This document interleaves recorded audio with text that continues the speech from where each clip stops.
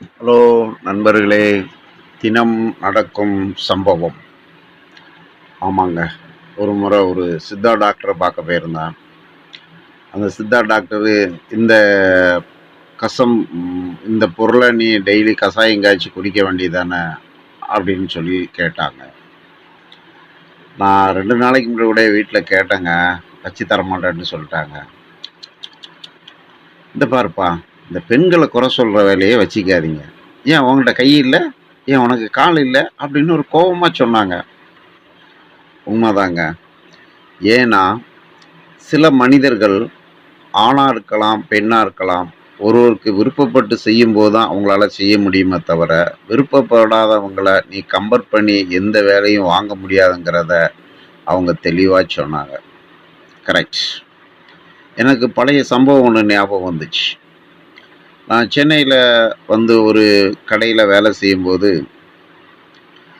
அந்த வீட்டில் சமையல் வித்தியாசமாக இருந்துச்சு. பார்த்தீங்கன்னா, ஒரு நான்வெஜ் குழம்பு வைப்பாங்க. அதில் ஒரு பீஸை வச்சு கொஞ்சமோடு சாப்பாடு தருவாங்க. அதுக்கப்புறம் சாம்பார் கொடுப்பாங்க. அதுக்கப்புறம் ரசம் கொடுப்பாங்க.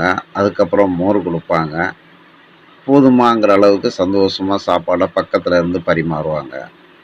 அந்த உணவு முறைகளை அநேக வீடுகளில் பார்க்கலாம். பார்க்க முடியாத அநேக வீடுகளும் இருக்குது. இன்றைக்கி சென்னையை பொறுத்தளவு ஸ்விக்கி,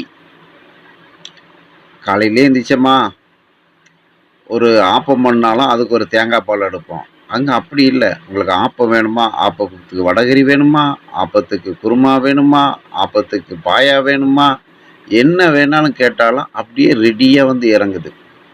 மத்தியானம் சாப்பாடா, ஃப்ரெஷ்ஷாக பிரியாணி வேணுமா, ஃபாஸ்ட் ஃபுட்டு வேணுமா, என்ன வேணுமா ஃப்ரெஷ்ஷாக இறங்குது. சாயந்தரம் அப்படி என்ன வேணுமா எல்லாம் ஃப்ரெஷ்ஷாக இறங்குது. இப்படிப்பட்ட ஒரு லைஃப்பில் இந்த கஷாயம், இந்த சாப்பாடு இதெல்லாம் கிடைக்கவே கிடைக்காது. இப்படியே ஒரு பின்னோக்கி போகிறேங்க. எங்கள் வீடு, எங்கள் அம்மா கொஞ்சம் படிப்பறிவு இல்லாதவங்களும் உலகம் தெரியாதவங்களும் ஏதோ என் புண்ணியத்தில் மெட்ராஸில் பார்த்தாங்களே தவிர அவங்களுக்கு ஒரு மேன்மையான வாழ்வியலை கொடுக்க முடியல. ஏன்னா என் வாழ்க்கையை இன்னும் மேன்மையாக ஆகலை. இருந்தாலும் என்னால் முடிஞ்ச அளவுக்கு இந்த சென்னையை கொஞ்சம் சுற்றி காமிச்சு, கடவுள் கிருபையில் அவங்க 78 வயசில் பாஸ்போர்ட் ஆகி போயிட்டாங்க.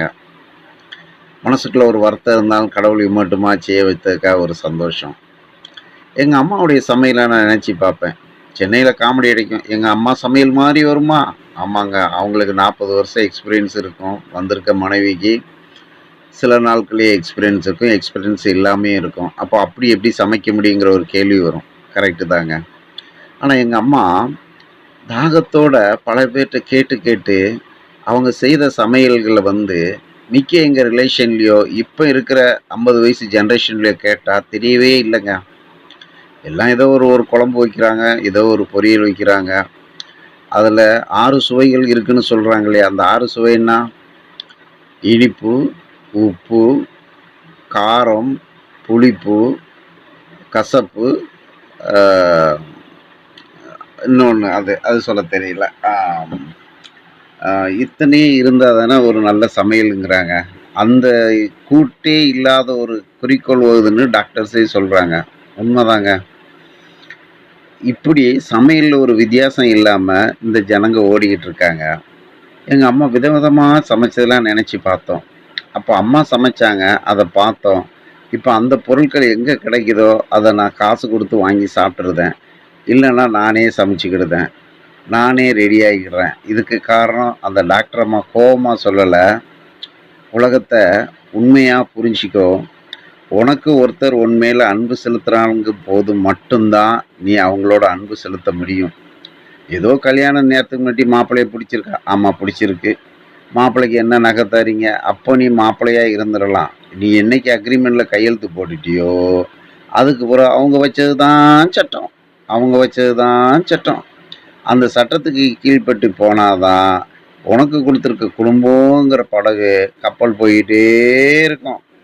அதை நீ பிரச்சனை பண்ணினா உனக்கு கோர்ட்டுக்கு தான் போக முடியும். கப்பலில் படகுல போக முடியாது, கோர்ட்டுக்கு தான் போக முடியும். கோர்ட்டுக்கு போகிறது பெட்டரா, படகுல போகிறது பெட்டரா? ஒருத்தர் உங்களுக்கு செய்தா அதை வாங்கிக்காங்க, அது மனைவியாக இருக்கலாம், அம்மாவாக இருக்கலாம், சகோதரியாக இருக்கலாம், ஏன் வாங்கின கடன்காரன் கூட இருக்கலாம். தரலையா மறந்துடுங்க. கடவுளே நம்மளை ஆசீர்வதிக்கட்டும். அல்லேலுயா.